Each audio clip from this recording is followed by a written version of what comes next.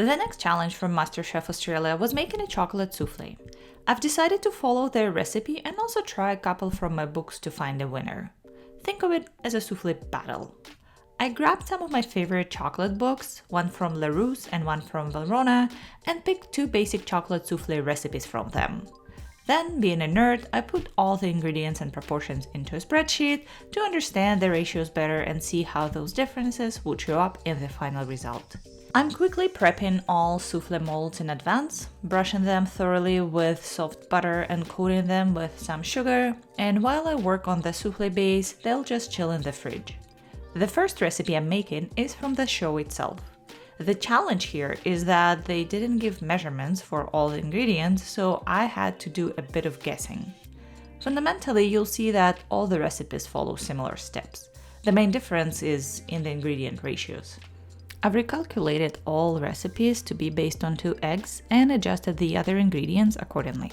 I'm also using 70% dark chocolate across all 3. Now, here's a good time to start your oven. Preheat it to 400F or 200C. For the MasterChef recipe, I'm using 2 eggs, which is 70 grams egg whites and about 35 grams egg yolks, 50 grams of sugar, and 50 grams of 70% chocolate.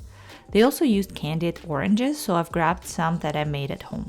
I took a clean bowl to whip the egg whites and in the meantime melted the chocolate in the microwave. You don't need a water bath or anything like that. The microwave is perfectly fine, just keep an eye on it and don't let it burn. Do 30-second bursts or less once it starts melting. While the chocolate cools slightly, I'm whipping the egg whites with sugar, which I've added right away since it's a fairly small amount. I'm aiming for medium to stiff peaks, but don't go too far or it will be difficult to fold the egg whites into the chocolate later. They'll create lumps. After that, mix the egg yolks into the chocolate, mix well until it's smooth, and then add a bit of the egg whites to lighten the mixture.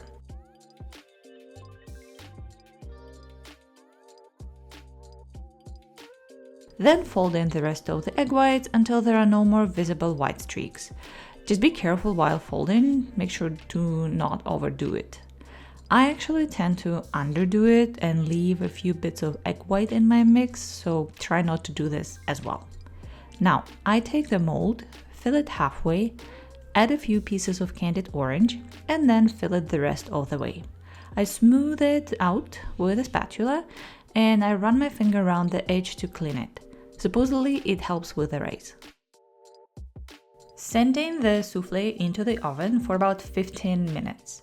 It depends on the size of your molds, mine are quite big, but make sure they're not over-baked.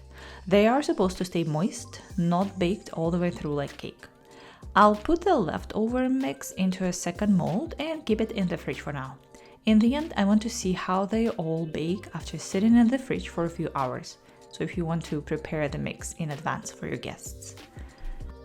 So the MasterChef soufflé is out of the oven. You can see it has some structural issues, aka an explosion on the side, but let's see how it tastes. It's definitely underbaked inside, still quite liquid, so maybe on my next one I'll bake it for 16 to 17 minutes. As for the taste, it's too sweet for my palate, but at the same time a bit bitter from the chocolate, like the proportion of chocolate to everything else is too high. I think some of that sweetness and the extra liquid came from the candied orange too. Not the greatest result, so let's move on to the Larousse version. Here we're introducing 2 new ingredients, milk and cocoa powder. Milk will definitely help bring down the bitterness, and the cocoa powder should help with the structural integrity. This time I'm using 72 grams of 70% chocolate, 24 grams of sugar, 40 grams of whole milk, 12 grams of cocoa powder, I had the alkalized one, and 2 eggs. I'm not using the orange pieces here because I want to get the result that the book intended.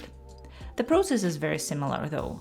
I quickly whip my egg whites with sugar, bring the milk to a boil in the microwave, mix in the cocoa powder, melt the chocolate and mix it with the still hot cocoa milk. Now here I mix it until it's more or less smooth and then add the egg yolks and now mix until smooth. This mix is stiffer than last time, obviously, so you might need to sacrifice a bit more egg white to loosen it.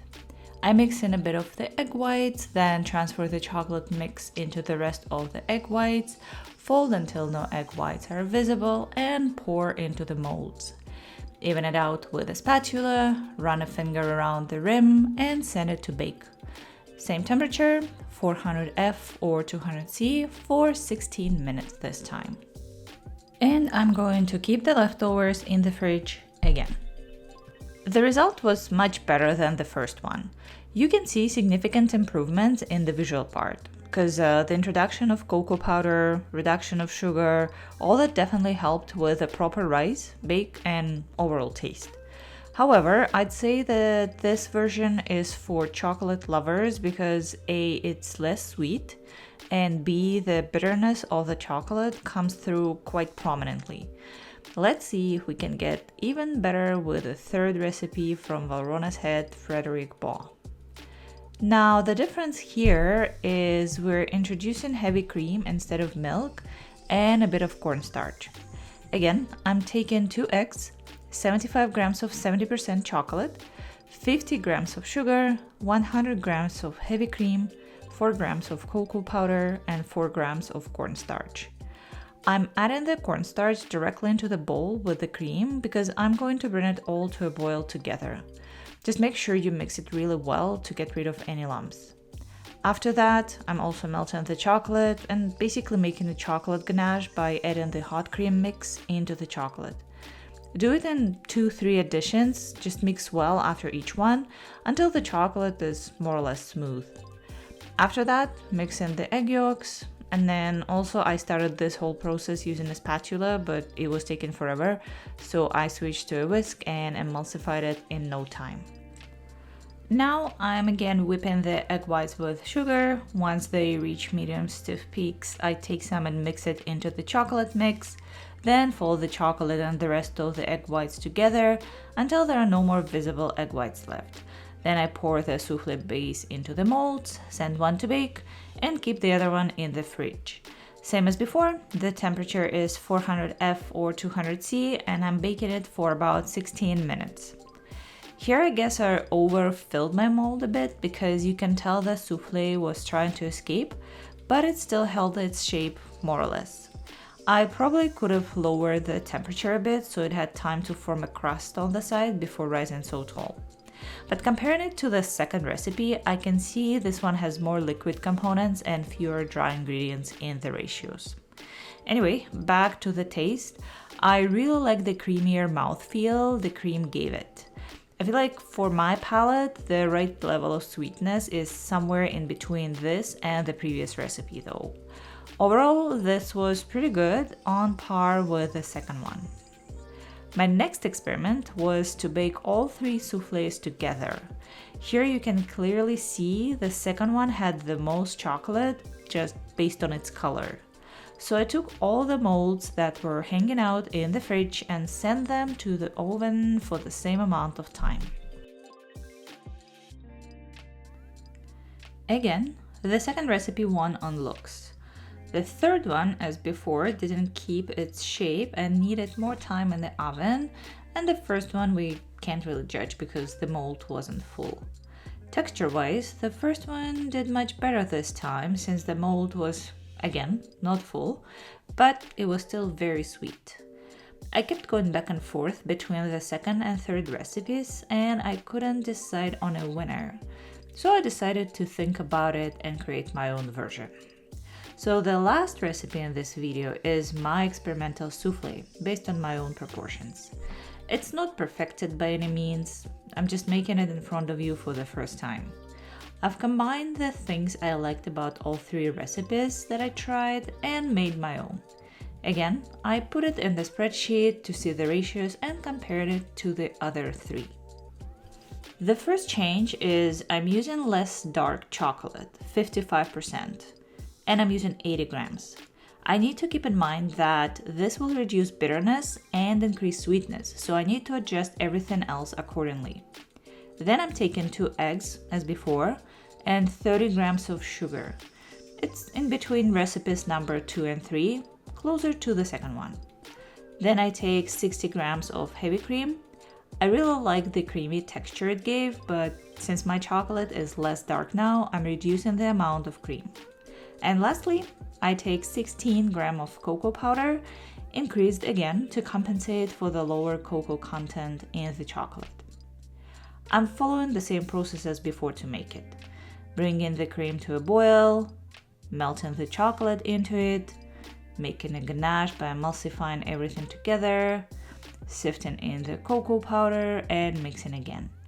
Then I whip the egg whites with sugar, and right before folding everything together, I realized that I should incorporate the orange in some form to stay true to my original MasterChef challenge.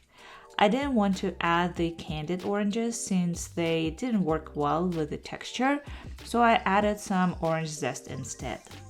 After that, I proceeded as before, loosening up the chocolate mix, folding in the egg whites, filling the molds, and finally baking at 400 for about 16 minutes.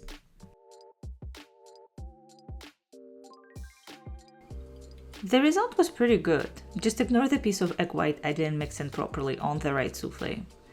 It held its shape, it was quite stable, probably needed 1 more minute in the oven though, but the sweetness was great with just a bit of bitterness to highlight the chocolate, and I loved how the orange zest came through. The creaminess just made it an overall success. So at the end of the day, I found my own favorite souffle. I guess the point of this video is don't be afraid to experiment and find what you like. Just keep whisking. Thank you for watching and I'll see you next time.